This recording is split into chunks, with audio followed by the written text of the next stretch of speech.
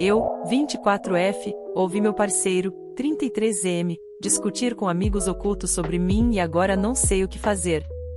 Eu, 24 anos, mulher, estive com meu parceiro, 33 anos, homem, por cerca de 3 anos agora. Ele é sinceramente ótimo. Ele é o homem mais gentil, engraçado, inteligente e genuíno que conheço. Eu e os amigos dele nos damos bem, eles não são pessoas horríveis nem nada, apenas não temos muito em comum. Eu e meu parceiro basicamente compartilhamos um cérebro. Recentemente, decidimos morar juntos e alugamos um apartamento, já que é o que podemos pagar no momento. Decidimos fazer uma festa de inauguração de nossa casa, uma para os meus amigos, eu e meu parceiro, e outra para os amigos dele. Nessas noites de garotas a rapazes, um de nós geralmente ajuda com os petiscos quando necessário ou com as bebidas, mas geralmente gostamos de dar espaço um ao outro, só gostamos de ajudar o outro. Bem, eu estava na cozinha preparando mais um prato para o meu parceiro e seus amigos quando ouvi os amigos dele começarem a falar sobre mim. Fiquei um pouco surpresa, já que isso nunca tinha acontecido antes. Um dos amigos mais rudes dele era o que estava falando. Ele estava perguntando ao meu parceiro como ele poderia me treinar tão bem para que eu fosse a submissa a agradá-lo sempre quando ele não estava respondendo a princípio, o que fez com que seus amigos aproveitassem a oportunidade para dar suas opiniões. Um deles me chamou de uma mulher sem personalidade e outro disse que gostaria de encontrar alguém tão fácil quanto eu. Um deles também fez um comentário sobre a minha aparência. Todos estavam rindo, e eu estava começando a ficar chateada, já que meu parceiro não estava fazendo nada para me defender. Eventualmente, ele bateu algo na mesa de centro, presumindo que era o copo dele, e inesperadamente perdeu a calma. Meu parceiro geralmente é muito equilibrado e tranquilo. Ele disse, e cito, "Vocês terminaram de censurado?" O que os surpreendeu aparentemente tanto quanto eu. Um deles disse que estavam apenas se divertindo e que ele não deveria levar aquilo tão a sério. Ele mandou ele se censurado e com aquela lógica e que estavam sendo grosseiros. Disse que eles precisam se controlar e aceitar que está apaixonado por mim, independentemente do que digam ou façam. As coisas esquentaram, e ele acabou mandando todos eles irem embora e disse que não queria vê-los até que aprendessem a me respeitar. Saí depois disso e perguntei o que tinha acontecido. Tudo o que ele fez foi me dar um beijo na testa e dizer que eles tiveram que ir embora e que me amava. Atualização desde então, falei com ele quando chegou em casa e estabelecemos algumas fronteiras e tivemos uma longa conversa. Recentemente, cheguei em casa mais cedo do meu turno, doente, agora de licença médica, enquanto ele estava com os amigos. Apenas 2 pessoas da situação anterior estavam lá. Fui para a cozinha fazer um café. As coisas estavam bem barulhentas, e ouvi meu parceiro gritando. Corri para o quarto e vi um dos amigos mais novos dele segurando o Ian coisa 1 ou Ian coisa 2 com o nariz sangrando. Antes que eu pudesse dizer qualquer coisa, meu parceiro gritou para os 2 saírem. Eles saíram, gritando o tempo todo. Após ouvir a porta bater, fiz o resto do grupo se sentar e me contar o que aconteceu. Meu parceiro começou explicando como a conversa começou e como uma coisa ou o cara que ele socou, estava me chamando de controladora e louca por espioná-lo ou isolá-lo, entre outras coisas realmente grosseiras. Nesse ponto, os outros o apoiaram, e então ele disse que simplesmente perdeu o controle. Pediu aos amigos para irem embora por aquela noite, ficou muito calado, tomou um banho e foi para a cama. Eu não mencionaria isso até que ele lhe contasse. Obviamente, ele acha que você não ouviu. Ele lidou com isso muito bem e tem suas prioridades bem definidas. Há uma boa chance de ele estar muito bravo e decepcionado com eles agora e não querer falar sobre isso, porque é um problema entre eles e ele. Ao mencionar que você ouviu isso, você provavelmente prejudicará ainda mais o relacionamento deles, porque ele também espera que eles peçam desculpas a você. Eu lidaria com isso como uma conversa que você ouviu, mas não deveria, como 2 médicos conversando sobre um paciente e você ouviu por engano. Meu marido e eu temos uma diferença de idade semelhante e nos reunimos em idades semelhantes às suas e de seu parceiro. E seus amigos foram igualmente desrespeitosos comigo nos primeiros anos. Provavelmente durante os primeiros 5 a 7 anos, eu diria, aos poucos conquistei alguns dos melhores, outros com os quais tenho um acordo amigável de paz. Falei com meu marido sobre isso ocasionalmente, geralmente quando a situação piorava como a sua. Mas mais apenas para apoiá-lo e agradecê-lo por me apoiar. Lentamente, ao longo dos anos, apresentei-o e incentivei suas amizades com novas pessoas, e rapazes especificamente, que eu sabia que eram respeitosos com as mulheres e que esperava que apoiassem mais nosso relacionamento. Eram alguns velhos conhecidos meus, parceiros de namoradas que tive, etc. Agora temos um próspero círculo social de amigos com o qual ambos nos damos bem, e isso definitivamente amenizou suas arestas mais ásperas. Ele ainda é amigo de seu grupo original, eles são ex-militares, então o tipo de amizade que nunca acaba de verdade, mas eles interagem menos. Porém, alguns dos caras do nosso novo círculo social agora também andam com eles e desafiam seus pontos de vista sobre muitas coisas de maneira positiva. De qualquer forma, acho que o objetivo de compartilhar isso com você é que acho que conversar com ele é bom, deixá-lo cuidar disso é importante, mas não tenha medo de começar a fazer novos amigos para vocês dois. Meu marido arruinou nossas vidas ao me pedir para dobrar sua porção de almoço para o trabalho. Estou jogando fora porque ainda não decidi totalmente sobre o divórcio, mas tenho 95% de certeza disso. Eu, F26, meu marido, M25, estamos casados há quase 2 anos e temos um bebê de 6 meses. Trabalho meio período apenas para complementar nossa renda e para pagar o processo legal de documentação dele. Temos muita sorte de parecer que pode ser um processo fácil de talvez 2 anos no máximo para sua residência, mas agora vou cancelar tudo e pedir o divórcio. Minha rotina costumava ser eu acordar 1,5 horas antes dele pela manhã e preparar o almoço para ele e arrumar tudo para ele ir trabalhar e ter seu café da manhã e roupas prontas para ele acordar, comer, se vestir e sair em 30 minutos. Ele costumava ficar satisfeito com o que eu embalava para ele de frango recém-feito em mel de búfalo, pimenta-limão e salada, ou algum tipo de urepe de frango, etc. Comida pura e saudável. Fiz isso porque queria tornar a vida dele mais fácil e mostrar que me importava e o amava, e tenho feito isso desde que fomos morar juntos, há mais de 3 anos.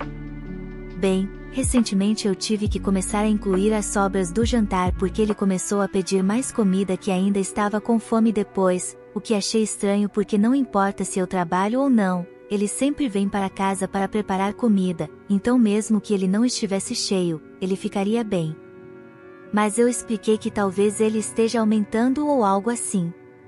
Então comecei a incluir o que normalmente levo para o trabalho, o que me faz ficar sem almoçar e ter que esperar até depois do trabalho ou chegar atrasada porque tenho que esperar até a comida estar pronta e tomar um pouco porque estou amamentando e posso não sentir falta de comer sempre. Deixarei a comida em uma panela elétrica ou em fogo baixo dependendo de quanto tempo depois de eu sair ele chega em casa.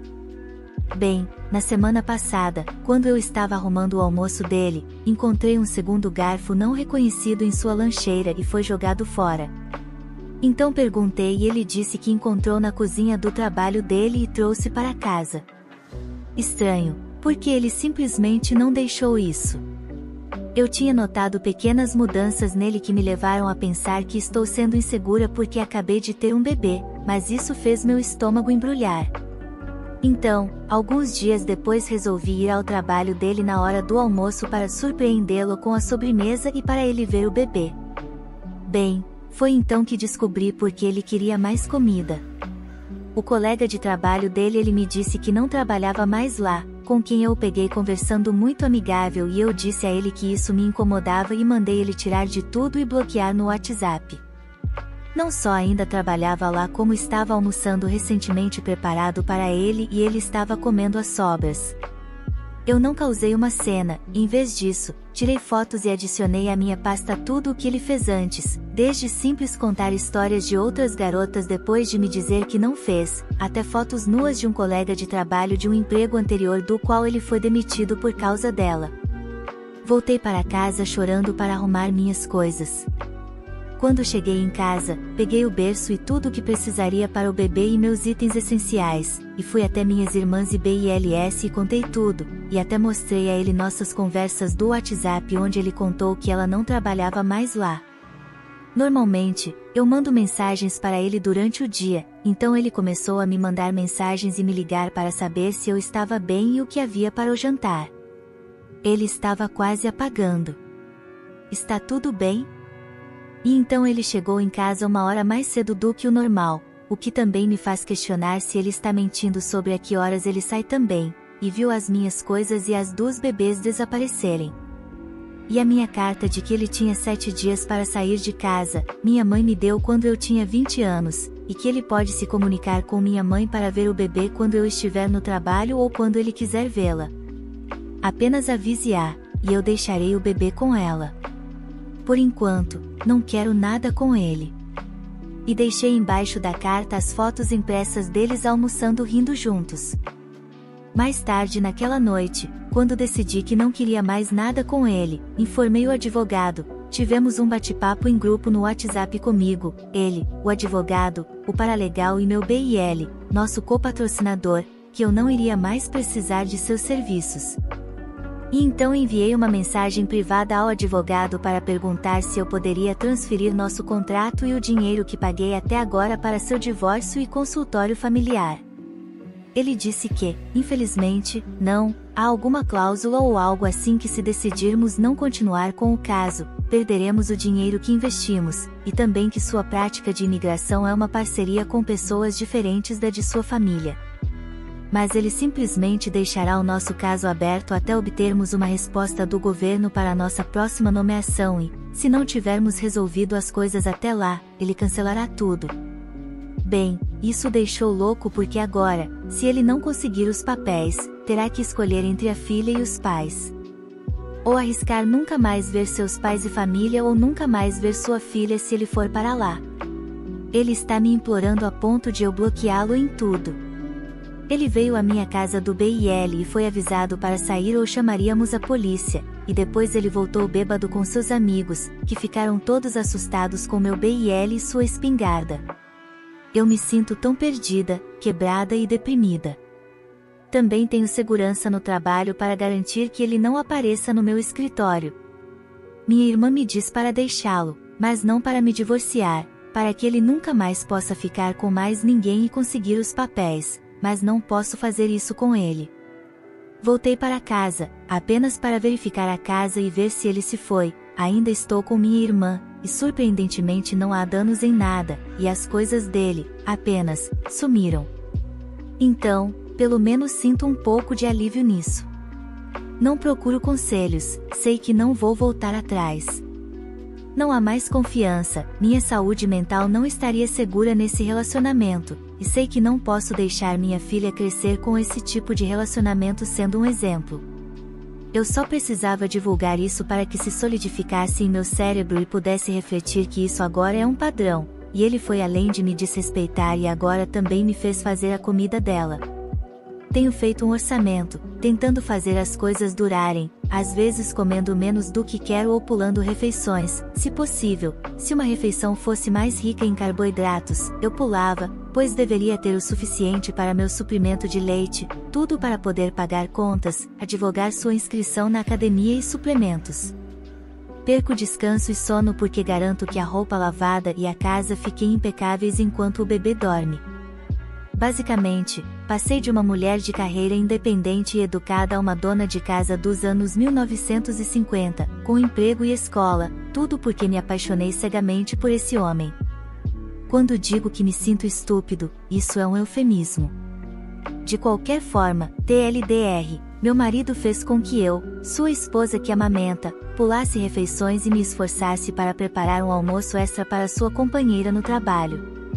E agora eu tenho os carros da casa, e ele perdeu a família nuclear e a capacidade de obter um green card para poder ficar nos Estados Unidos e ou ver a sua família no México novamente. Você absolutamente fez a coisa certa, e por enquanto, eu sugiro fortemente que você mantenha seu atual regime de moradia temporária por vários meses. Continue verificando a casa. Troque as fechaduras, para que ele não tenha mais acesso, e instale câmeras de segurança ou câmeras circulares. Você deseja garantir sua segurança e a segurança de seu filho. Além disso, se a criança tiver passaporte, certifique-se de tê-lo em sua posse, trancado a 7 chaves. Ele poderia facilmente sair do país com a criança, se houvesse passaporte, e você nunca mais veria a criança. Boa sorte! Você fez a coisa certa. Não dê ouvidos à sua irmã, divorcie-se dele. Ele não merece sua ajuda nos jornais depois do que fez. A mulher do trabalho pode ajudá-lo com os documentos. Levei vinho e minhas irmãs disseram que sou exibida. Sou a babaca? Todos os domingos, o almoço na casa dos meus pais é regra, sem exceção. Como meu pai é italiano, eu sempre levo canelones, é mais prático e rápido de fazer, e um vinho. O problema é que eu levei um vinho que tinha comprado numa adega daqui do bairro, e assim que mostrei ao meu pai, ele logo disse que o vinho era bastante caro, paguei R$ 180 por uma garrafa de Aroma Malbec. Minhas irmãs logo começaram com as indiretas, mas só compra coisas caras porque não tem filhos e no dia que tiver vida de casada esse luxo acaba.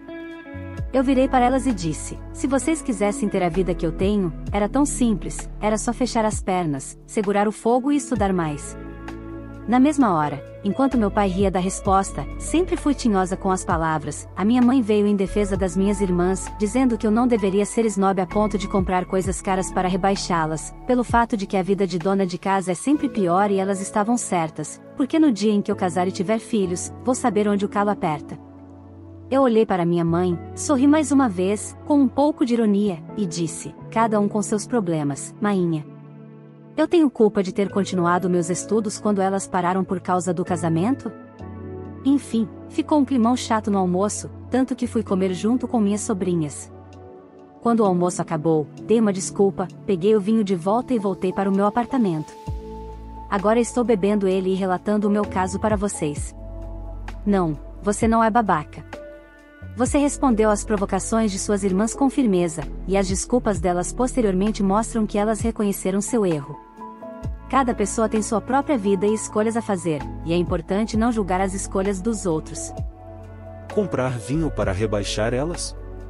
A sua mãe vacilou aí, kkkk. Imagina o ego que a pessoa teria que ter para pensar que você comprou um vinho para rebaixá-la e não simplesmente porque gosta do vinho, kkk. Semana que vem, leva um refri pirata para o almoço e fala que é para elas não se sentirem mal, kkkk. Povo esquisito, eu ia ficar feliz se minha irmã rica me levasse coisas que não posso comprar, kkkk.